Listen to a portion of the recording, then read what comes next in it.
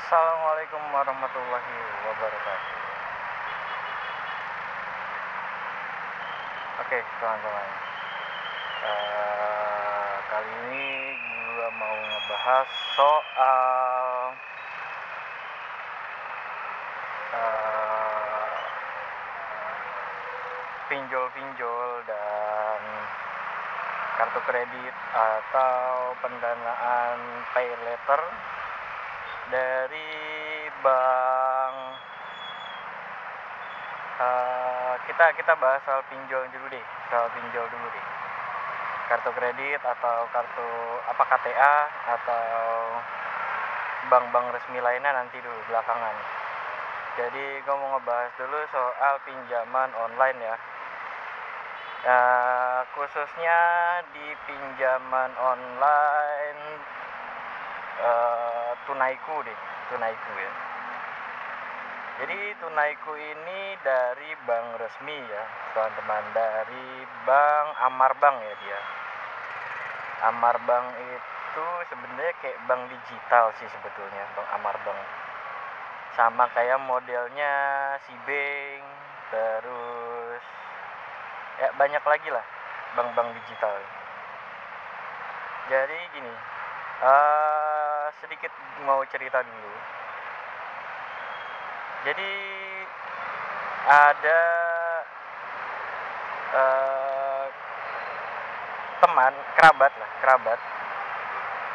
saya punya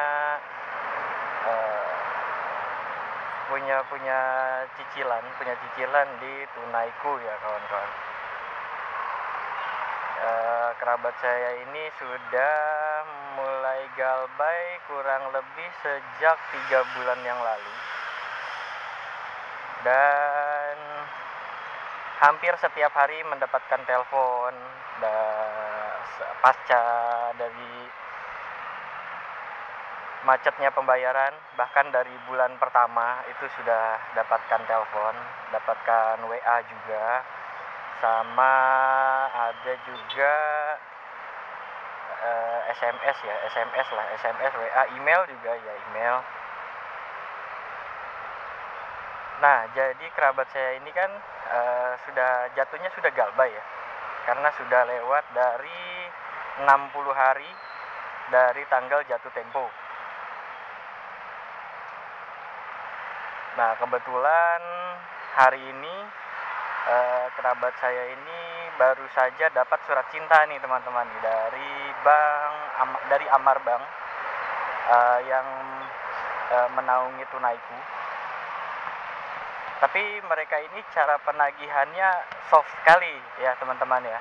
Mereka ini tidak melakukan intimidasi berlebih, dan kabarnya nomor kontak darurat yang ditelepon pun, mendapatkan telepon itu hanya sekedar bertanya seperti ini pertanyaannya itu, apa benar ini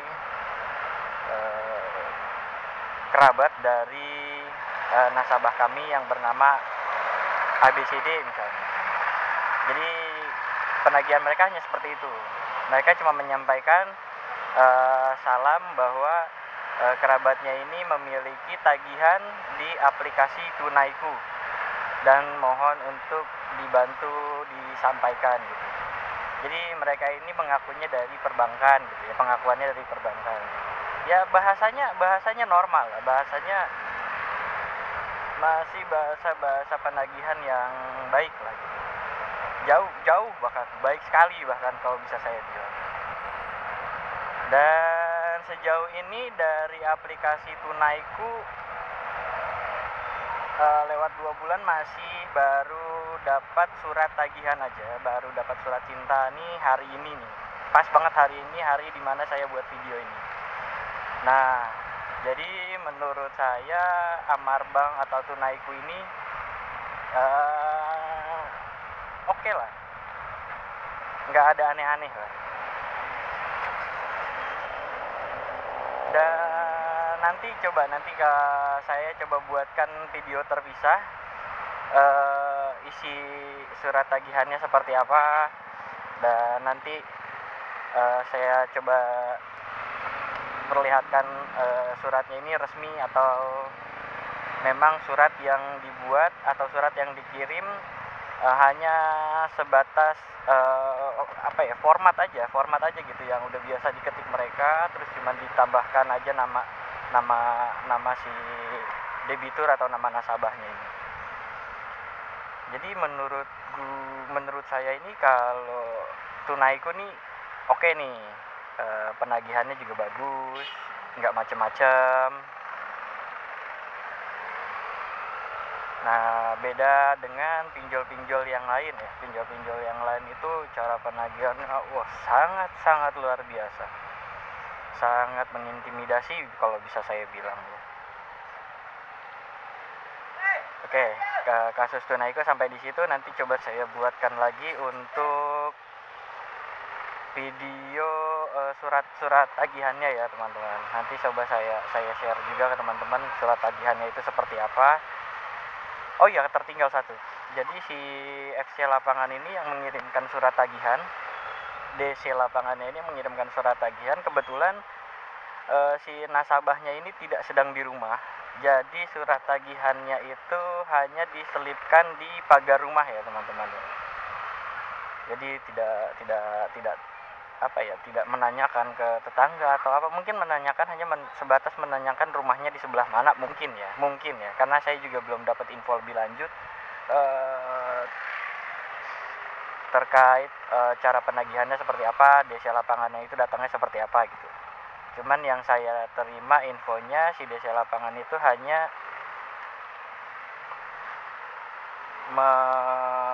memberikan suratnya dengan cara menyelipkannya di pagar rumah si nasabah ini.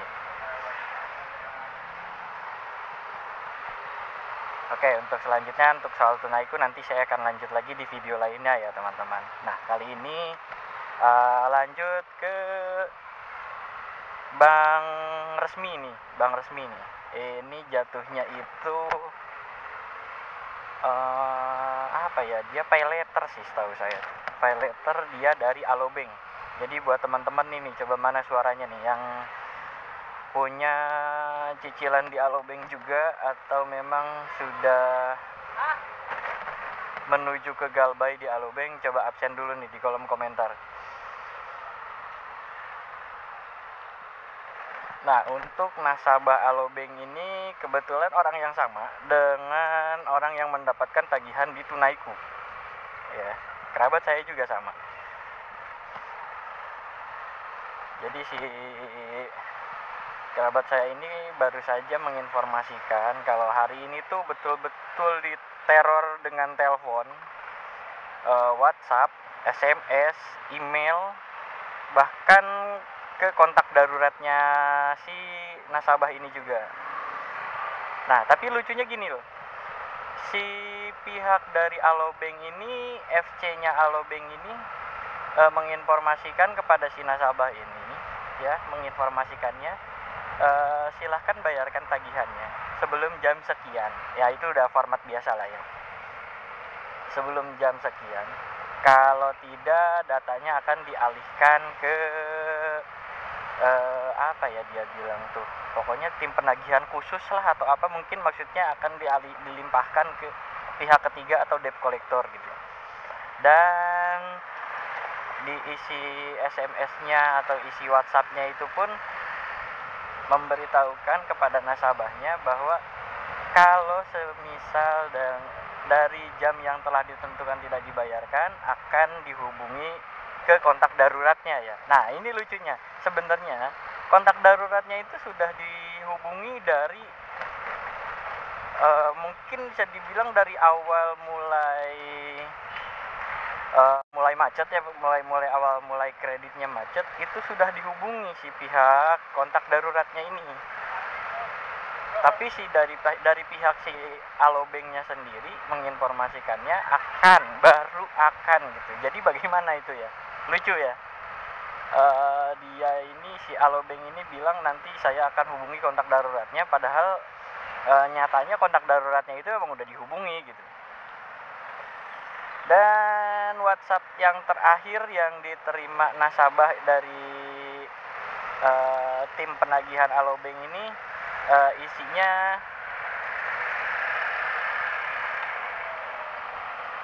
isinya tuh sebentar, saya ingat-ingat dulu. Isinya itu pokoknya intinya tetap penagihan harus dibayarkan di jam sekian gitu ya.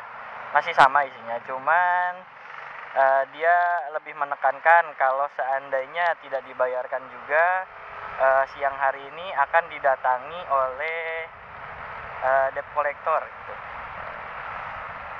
Jadi gitu cara penagihannya si Alobank. Dan dari beberapa kasus yang pernah saya dengar juga, Alobank ini bahkan sampai mendatangi kantor nasabah ya. Itu pernah ada tuh kejadiannya, mendatangi kantor nasabah, tempat kerjanya si nasabah ini, bahkan datangnya itu di hari Minggu, teman-teman. Datang di hari Minggu dan menitipkan surat penagihannya itu kepada office boy yang standby di kantornya nih.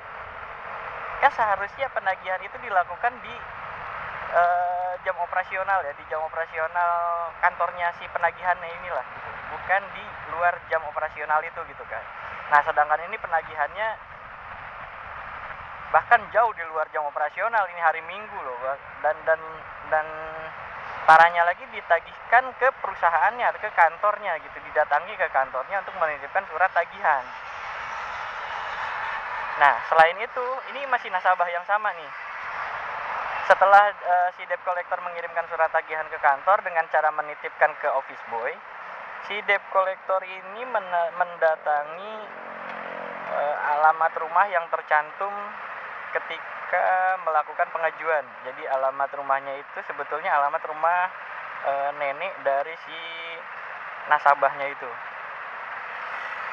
Setelah konfirmasi ke sana, bahkan ada fotonya, foto neneknya juga ada, difotokan.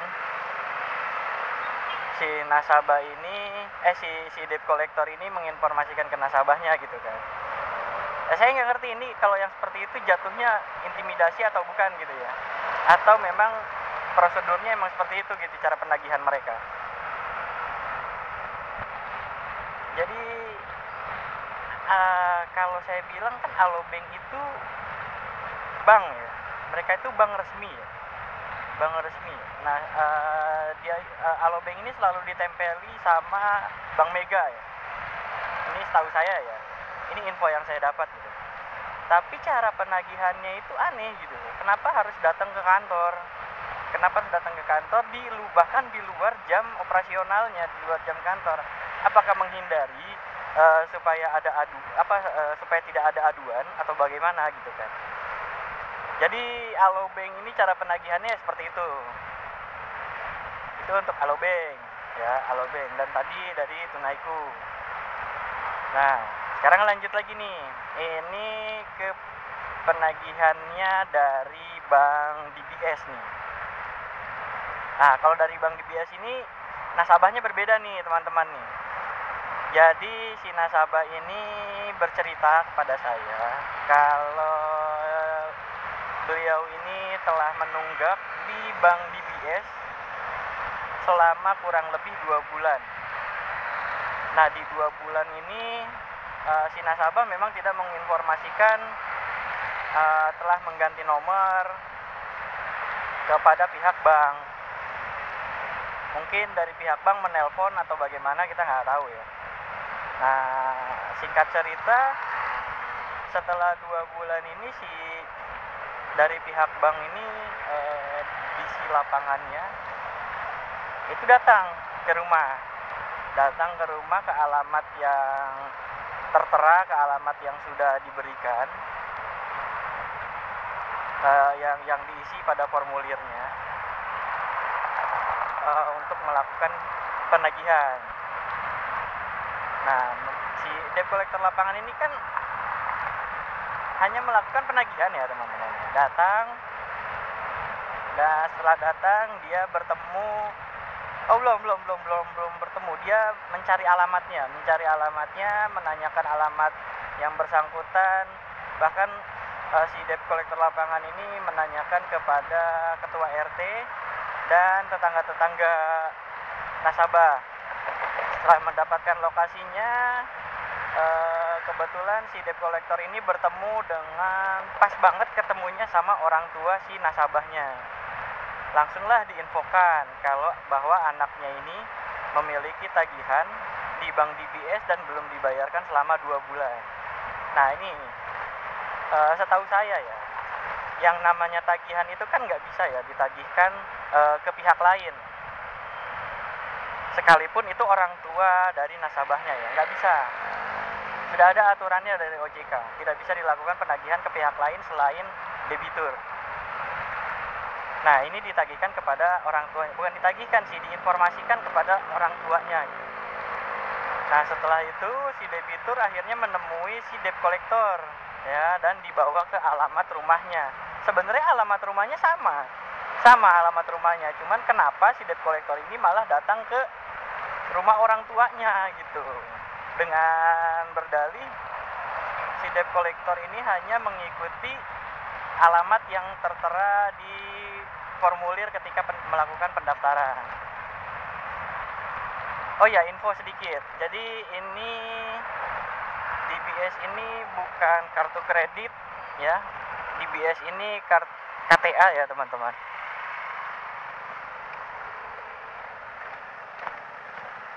Nah, setelah bertemu dengan si nasabah, si debt collector ini menyampaikan tagihannya sejumlah sekian, telatnya sekian lama, dan setelah itu menanyakan bagaimana proses pembayarannya, apakah bisa dilakukan pembayaran hari ini atau tidak, atau bisa dilakukan pembayarannya terakhir besok gitu, di jam 12 siang atau jam sampai sore, pokoknya intinya harus dibayarkan besok gitu. Cuman kan karena berhubung si nasabah ini tidak memiliki uang, ya sudah, akhirnya nasabah ini juga cerdas jawabnya. Dia tidak menjanjikan, bahkan ketika ditekankan oleh si pihak debt collector ini supaya dibayarkan besok pun, si nasabah ini tidak bisa menjanjikan bahwa bisa membayarkannya besok gitu. Nah setelah itu si debt collector ini menginformasikan nih ke si nasabah kalau mereka itu ternyata sudah datang ke kantornya, sudah menelpon ke kantor juga, dan bahkan sebelum dia datang ke alamat nasabah ya, mereka malah cross check dulu ke alamat kontak darurat. Nah itu kan lucu ya, harusnya kan yang diutamakan itu alamat nasabahnya, bukan alamat dari kontak darurat ya gitu loh. Jadi si debt collector ini datang dulu nih ke alamat kontak darurat, bahkan si debt collector ini menginformasikan kalau si kontak darurat ini alamatnya bohong gitu, alamatnya tuh dibilang manipulasi data, manipulasi alamat gitu. Padahal sebenarnya alamat yang dicantumkan oleh nasabah itu mau alamat rumah maupun alamat kontak darurat itu ya beneran alamatnya ada, rumahnya di situ gitu. Tapi si pihak debt collector itu bilang manipulasi alamat, dan bahkan menambahkan lagi ketika debt collector itu datang ke kantor tempat si nasabah ini bekerja, si debt collector itu bilang, rekan kantornya pun bilang ini bikin malu aja gitu, memalukan gitu sampai ditagihkan ke kantor. Cuman setelah cross check ulang ke kantor yang dibilang sama si debt collector ini, ternyata nggak ada nih teman-teman nih. Jadi bisa dibilang kalau si debt collector ini tuh sebenarnya hanya menakut-nakuti. Bisa dibilang dia bohong nih. Pertama, dia datang ke kantor itu bohong.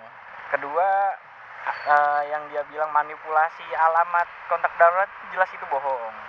Dan anehnya kenapa si debt collector ini malah menyambangi atau malah mencari alamat kontak darurat terlebih dahulu, bukannya mencari alamat si nasabah dulu gitu.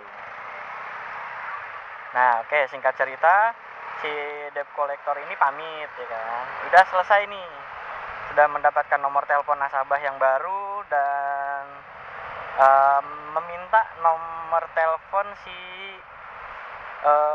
suami dari nasabahnya. Oleh nasabah diberikan gitu ya, oleh si rekan saya ini diberikan nomor teleponnya. Dan sejauh ini sih saya coba cross check lagi, belum ada telepon, belum ada penagihan lain dari debt kolektornya si DBS, atau bahkan dari bank DBS pun belum ada telepon.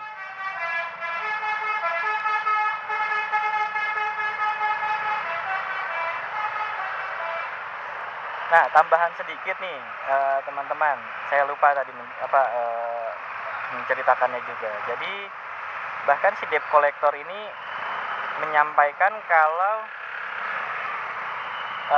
dari pihak bank DBS itu sudah menelpon. Jadi intinya si nasabah ini telat bayar mulai dari bulan Maret. Mulai dari bulan Maret dia sudah telat bayar, sudah tidak membayarkan lagi lah. Ya sudah macet di bulan Maret. Nah, si debt collector ini menyampaikan kalau pada bulan April itu sudah melakukan penelponan ke nomor telepon nasabah dan menjanjikan akan membayarkannya, sedangkan si nasabah ini tidak pernah menerima telepon sama sekali. Nah, itu nambah lagi tuh kebohongannya tuh dia tuh. Cuman si debt collector ini beralasan kalau itu bukan dia. Yang telepon itu bukan dia, melainkan dari kantor penagihannya, dari bagian penagihan. Nah, itu tambahannya ya. Jadi dia bohongnya ada 3 nih. Kebohongan yang pertama, dia datang ke kantor. Kebohongan yang kedua, menuduh nasabah memberikan atau memanipulasi alamat kontak darurat. Nah, kebohongan ketiga, telah melakukan penelponan kepada nomor yang bersangkutan dan telah mendapatkan jawaban bahwa akan dibayarkan gitu cicilannya. Nah, itu sebenarnya si nasabah tidak menerima telepon sama sekali padahal. Nah, itu cara penagihan dari DBS itu seperti itu. Jadi mungkin hanya melakukan penekanan aja sih ke si nasabah supaya si nasabah itu punya itikat untuk membayarkan gitu. Nah, jadi itulah dari 3 itu ya, dari Tunaiku, Alobank, dan DBS ya. Nanti selebihnya nanti saya akan buatkan video yang lainnya lagi.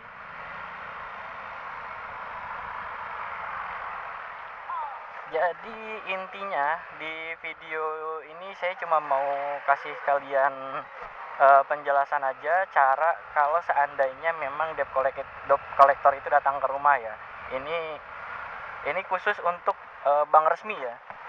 Bank resmi ya dari bank-bank legal lah ya, bank yang ya bank-bank besar lah. Jadi kalian sebutkan saja kalau seandainya memang si debt collector ini menanyakan bagaimana ini pembayarannya. Ya terus terang aja kalau misalkan kalian sudah tidak ada pemasukan, atau mungkin kalian sudah berhenti kerja, atau bisa jadi kalian sedang freelance atau apalah itu ya. Jadi kalian terus terang aja, saya sudah tidak memiliki dana lagi, saya tidak ada pemasukan sama sekali, jadi saya tidak bisa membayarkannya untuk saat ini. Ketika nanti saya sudah memiliki penghasilan, saya akan membayarkannya gitu aja. Intinya sih jangan menjanjikan kepada bank kita akan membayar kapan, tanggal berapa, hari apa, jangan kayak gitu. Yang ada kalian malah diteror habis-habisan itu. Bahkan kalau sampai lewat lagi, wah bisa semakin parah debt collector yang datang nanti ke rumah. Jadi intinya itu aja sih, lebih ke cara penanganan kalian ketika ada debt collector datang ke rumah itu ya seperti itu aja gitu. Terima aja dengan baik. Selama kita bisa menerimanya dengan sopan ya, kita jelaskan juga dengan secara pelan-pelan dan baik-baik, ya insya Allah lah si debt collector ini juga ya bingung, pasti mereka juga mau apa gitu loh. Orang kita udah nggak ada uang itu kan buat bayar. Nah, satu lagi, kalau seandainya memang benar ini debt collector datang ya, udah kalian ceritakan aja ya, ceritain aja debt collector bank ya, ceritain aja ke mereka kalau kalian itu sudah tidak bekerja atau apalah gitu. Cari alasan yang logis ya, yang masuk akal gitu alasannya. Nanti si debt collector lapangan ini kan akan kembali ke kantor dan akan membuat report ya. Nah, jadi secara tidak langsung si debt collector ini akan menjembatani kalian dengan pihak bank dan memberikan informasi terakhir kalian ke pihak bank bahwasannya kalian itu sudah tidak bekerja gitu, tidak ada pemasukan. Jadi secara tidak langsung si debt collector ini bisa jadi advokat kita sebenarnya. Gitu teman-teman ya. Jadi sedikit aja sih menurut saya, kalau kalian sedang galbay atau menuju galbay, hal yang pertama kalian lakukan itu cuma satu sih. Tenang aja, tenang. Nggak usah panik, karena kalau kalian panik justru itu yang bakal bikin kalian makin stres ya. Jangan sampai kalian ini nanti bertindak ke hal-hal yang bodoh lah gitu. Jadi lebih baik kalian tuh santai aja udah. Santai dalam artian bukan ya kalian mau lepas tanggung jawab gitu ya. Ya santai aja, maksudnya nggak usah dipikirkan terlalu berlebih. Kalau misalkan kalian ini panik atau bagaimana gitu atau takut, ya udah pasrahin aja, pasrahin diri aja udah gitu. Anggaplah ketika di depan debt collector itu kita pasang badan aja gitu, karena kita memang udah nggak sanggup buat bayar kan, karena nggak ada pemasukan gitu. Ya intinya sih itu aja sih ya. Jadi santai, tenang, tidak usah panik berlebih, tetap ya selesaikan semuanya dengan kepala dingin, coba negosiasi, karena semakin kita sering didatangi debt collector itu nanti juga lama-lama akan terbiasa sendiri. Mental kita juga akan terjaga gitu.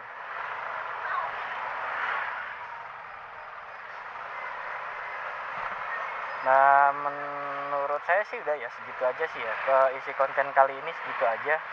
Coba nanti buat teman-teman yang baru lihat video ini, siapa tahu bisa berbagi cerita juga, sharing di kolom komentar juga. Saya juga pengen tahu keluh kesah kalian itu seperti apa kalau seandainya kalian memang galbay atau menuju ke galbay ya.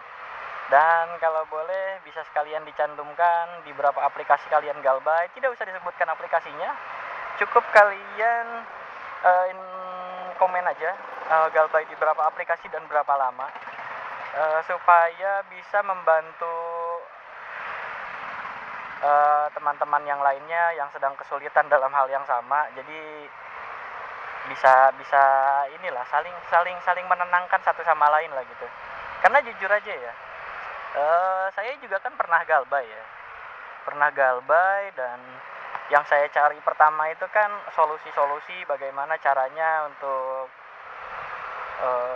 menenangkan diri gitu, bagaimana caranya untuk menghadapi debt collector dan lain-lain gitu. Tapi yang saya tuju pertama adalah kolom komentar, karena dari kolom komentar itu jujur aja bisa buat kita itu merasa lebih tenang gitu, karena mungkin melihat dari isi komentar teman-teman yang lain itu, oh saya hutang di sini, saya punya tagihan di sini, saya galbay di sini, saya galbay di aplikasi ini sekian juta, sekian ratus juta, atau sekian puluh juta semisal gitu ya. Jadi ke kitanya itu ketika melihat komentar itu jadi berpikir kalau oke, masih banyak yang lebih parah dari kita, masih banyak yang lebih parah dari gua. Jadi secara nggak langsung mental kita juga balik lagi ke stabil gitu. Apalagi kalau misalkan sudah melihat kolom komentar itu yang gua gak bayar di sekian aplikasi, totalnya sekian puluh juta, sampai sejauh ini sih belum ada debt collector yang datang ke rumah. Nah itu komentar-komentar seperti itu tuh bikin tenang gitu, karena merasa sedikit lebih aman gitu ya. Jadi buat teman-teman yang mau berkeluh kesah atau buat teman-teman yang mau menceritakan pengalaman-pengalamannya galbay di pinjaman online atau di bank-bank resmi, bisa tinggalkan kolom komentar di bawah ya teman-teman, untuk saling menguatkan aja lah ya, untuk saling menguatkan aja gitu. Oke teman-teman, videonya sampai di sini aja konten kali ini. Dan nanti saya akan buatkan juga itu, kita unboxing surat cinta dari Tunaiku ya teman-teman ya. Nanti saya buatkan videonya terpisah dari video ini, oke? Baik teman-teman, semoga teman-teman sehat selalu dimanapun teman-teman berada, dan Selalu tenang, pikiran tetap suci ya, tetap tenang, nggak usah berpikir aneh-aneh, tenang aja, karena galbay di pinjaman online atau bank itu tidak ada hukum pidananya, hanya hukum perdata, dan itu pun jarang lah yang diperdatakan gitu kan. Bahkan di bank-bank resmi juga jarang gitu. Jadi ya sekian aja videonya, terima kasih banyak sudah menonton. Jangan lupa klik like, subscribe juga buat yang belum subscribe, dan tinggalkan komentar di kolom komentar supaya kita bisa saling menguatkan satu sama lain.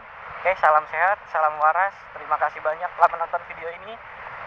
Wassalamualaikum warahmatullahi wabarakatuh.